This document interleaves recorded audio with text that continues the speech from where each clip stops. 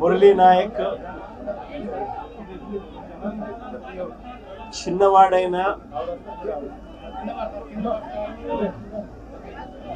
రాష్ట్రంలో చాలా మందికి పెద్దలకు కూడా స్ఫూర్తిదాయకంగా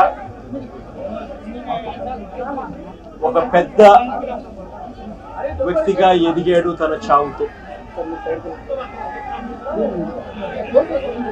భారతదేశం కోసం తాను పోరాడుతూ తన చావు వల్ల అనేక మంది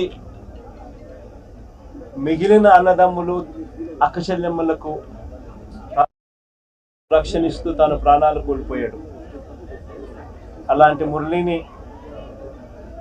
తేడమైతే వెనక్కి తాలేము, కానీ మురళి చేసిన త్యాగానికైతే మాత్రం ఆంధ్ర రాష్ట్రంలో ఉన్న ప్రతి ఒక్కరం కూడా మురళికి ఇప్పటికీ కూడా రుణపడే ఉంటాం. రాష్ట్ర ప్రభుత్వం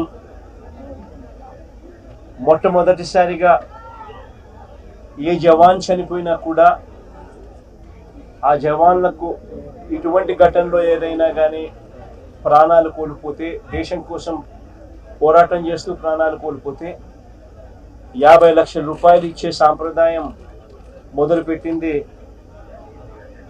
వైఎస్ఆర్సీపీ ప్రభుత్వ హయాంలో మొదలుపెట్టినందుకు చాలా సంతోషపడతా ఉన్నాం.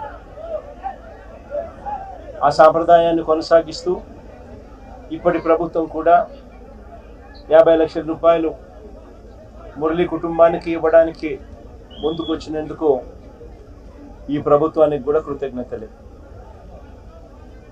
పార్టీ తరపు నుంచి అన్ని రకాలుగా మురళికి అండగా తోడుగా ఉంటాం. పార్టీ తరపు నుంచి ఒక 25 లక్షల రూపాయలు వైఎస్ఆర్ కాంగ్రెస్ పార్టీ తరపు నుంచి అండగా ఉంటూ ఆ కుటుంబానికి తోడుగా ఉండే కార్యక్రమం చేస్తాం.